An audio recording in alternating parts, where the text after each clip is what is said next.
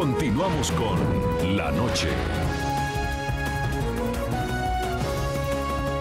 Hay un grupo de víctimas que han apoyado abiertamente la forma como se está haciendo la negociación y lo que han obtenido ustedes con este trabajo intenso de 3 años y más ahí en La Habana, pero hay otro grupo de víctimas que no lo aceptan, claro. Por lo menos estos principios. Sí. Tenemos hijos de diputados del Valle que dicen, yo acepto el perdón desde una cárcel, a mí no me digan que me venga a pedir perdón haciendo un trabajito por ahí. Hay otros que dicen a mí que me pidan perdón de verdad por lo que me pasó, otros que me digan, me dan toda la verdad, qué pasó con mi persona de mi familia, estaba secuestrada, la dejaron morir, qué pasó, es decir, hay una cantidad de modalidades también de inquietudes que tienen pues un grupo considerable de víctimas. ¿Qué les vamos a decir a esas víctimas que quedan insatisfechas con esto? Yo quiero insistir en una idea que es fundamental de todo esto, y es, esto, como ya dijimos, es un componente de un sistema de verdad, justicia, reparación y no repetición, que tiene que tener una vigilancia que estará a cargo probablemente, o no probablemente, como está en este momento y debe estar, de este tribunal y sus salas, que tiene que vigilar que se cumplan esas condiciones. Entonces, nuevamente, ¿eso qué quiere decir?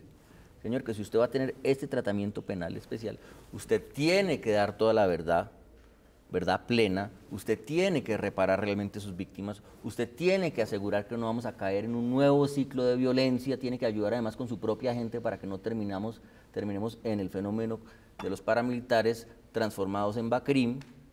Y todo eso en su conjunto, nosotros pensamos que para las víctimas es una respuesta mucho más satisfactoria que decirle simplemente no, es que se tiene que ir 8 años a Itagüí.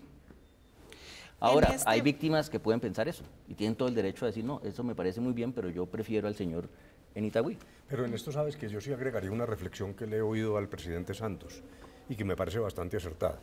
Dijéramos, tenemos al frente las víctimas y desde el principio se dijo este proceso tiene como norte, como ancla las víctimas y la mayor satisfacción posible de los derechos de las víctimas. ¿Pero cuáles? Las que ya ocurrieron, pero también las víctimas futuras.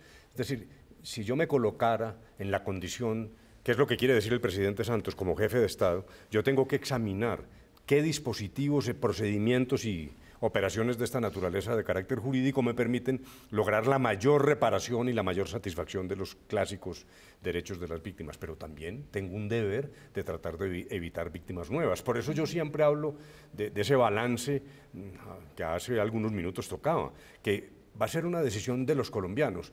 La víctima que no quede satisfecha, por favor, con todo respeto, es cierto, pero me parece que aquí hay una cosa colectiva que también entonces tiene que pasar por una refrendación ciudadana, porque no hay que olvidar que finalmente todo esto está en manos de los colombianos y los colombianos dirán si les parece, como sociedad, que esto es satisfactorio, que quiere dar ese paso, que termina un conflicto o no.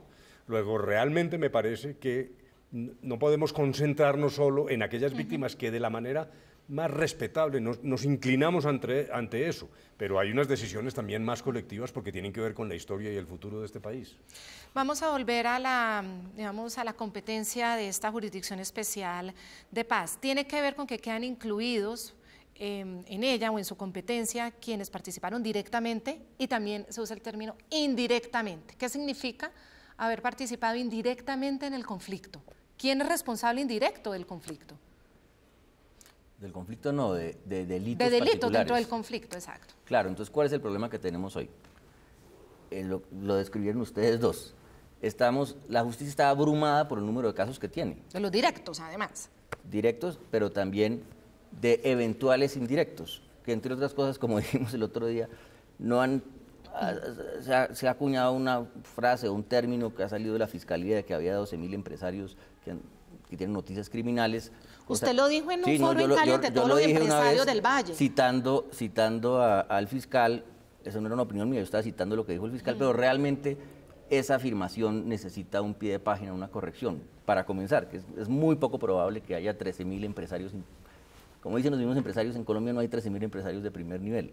Hay 13.000 privados, ciudadanos que pueden tener la finca, el cultivo, lo que sea, que de una u otra manera se pudieron ver involucrados con los grupos.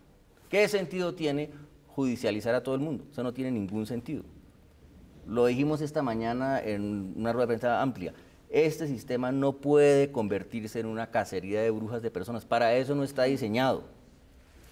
Pero y como entonces, ha dicho Humberto de la sí. Calle, se trata de prolongar el conflicto de otra manera, sino de terminarlo y satisfacer a las víctimas de la mejor manera. Entonces, ¿qué hay que hacer?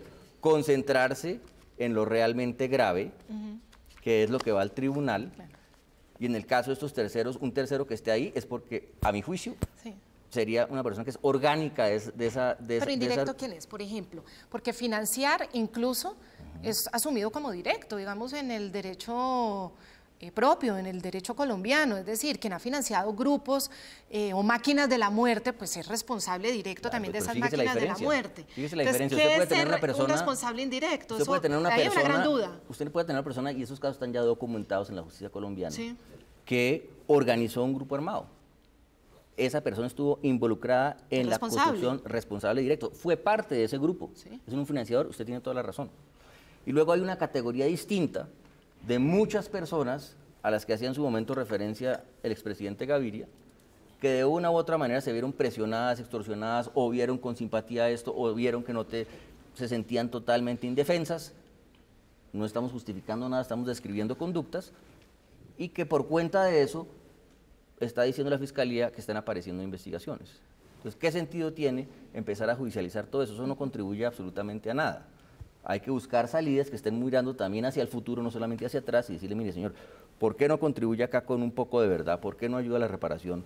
¿Por qué no contribuye a los programas que se monten en construcción de paz? Y nos movemos hacia adelante. Claro, Ese es el porque, espíritu. a ver, sí, y queda, yo creo que en el mismo acuerdo, pues, nadie duda las intenciones de ustedes, obviamente a los negociadores del gobierno, pero entonces si digamos, ese hecho concreto, le sumamos, a que inmediatamente el siguiente día dado a conocer el acuerdo de estos principios, ANCOL, que es la agencia que siempre ha entregado al país la opinión de las FARC, directamente de las FARC, decía que en este tribunal van a terminar los expresidentes, y les decía a cada uno por qué, incluso al mismo presidente Santos, al mismo general Mendieta, que estuvo 12 años secuestrado, también le decían, usted va a terminar en ese tribunal van a aparecer unas empresas que nombraban ahí.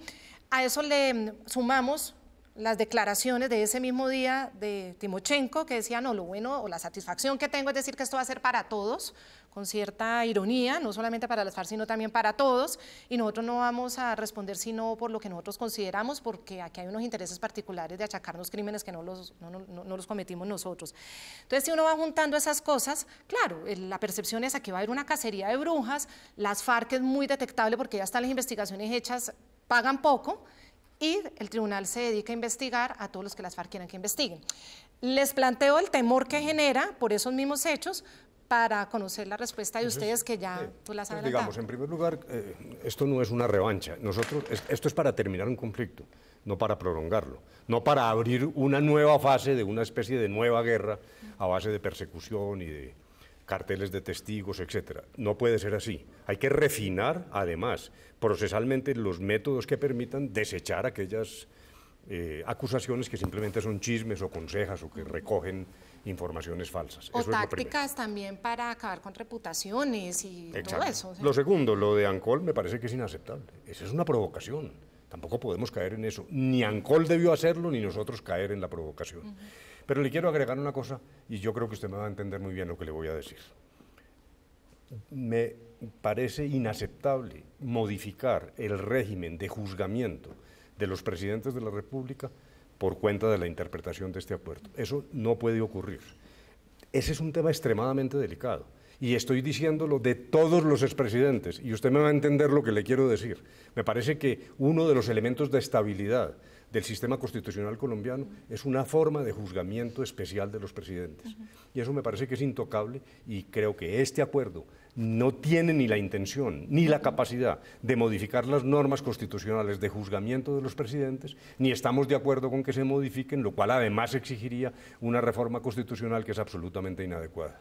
A mí me sorprendió mucho eso y me parece una gran torpeza por parte de ANCOL comenzar esa especie de... Como de amenaza, de chantaje, sí.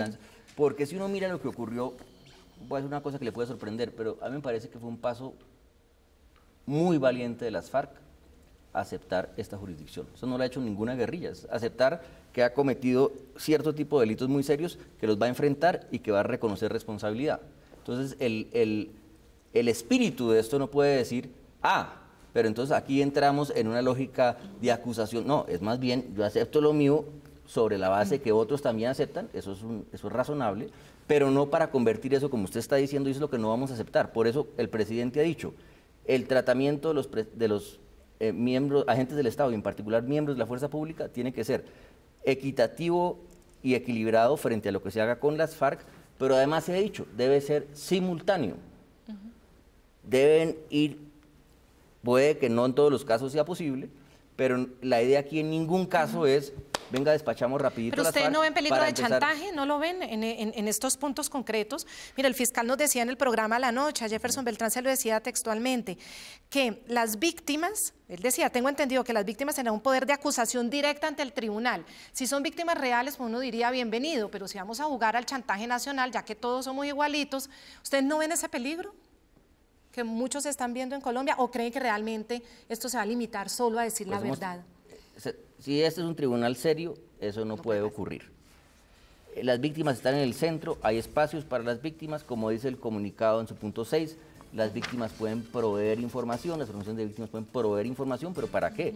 Para que un magistrado reciba esa información, la contraste con lo que le está diciendo la persona que reconoce, para ver si esa versión que le están dando eso no es, además de que tiene ahí al lado las sentencias, las investigaciones, y todo esto le permite decir si ese señor realmente está reconociendo lo que pasó, o venga para acá, usted me reconoció esto, pero ¿qué pasa con todas otras cosas que están diciendo? Ese es el propósito de esa participación y no otro, no una cacería de brujas. Ya regresamos con La Noche.